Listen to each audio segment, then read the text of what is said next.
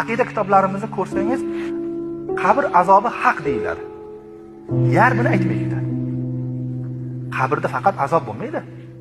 Qabrda rohatlar bo'ladi. Hatto yaxshi odamni qabriga kirgizilganda uni qabrini kelinni chimildig'ida qangi qilib bezaladi. Va unga Alloh taborak va taolo savolini bergandan keyin nam kanavmatil arus deydi. Kelinchakni uxlashidek qilib uxlagin deydi. Kelinchak uxlagandek uxlavering deydi. Qiyomatda tong otguncha. Kelinchak uxlab qolsa kim uyg'otadi? Er uyg'otadi. Ammo musulmon odam qabrida kelinchakdek uxlab qolganda uyg'otuvchisi Xudoning o'zi bo'ladi. Demak, qabrda rohati shu qadar zo'r rohatlari bor.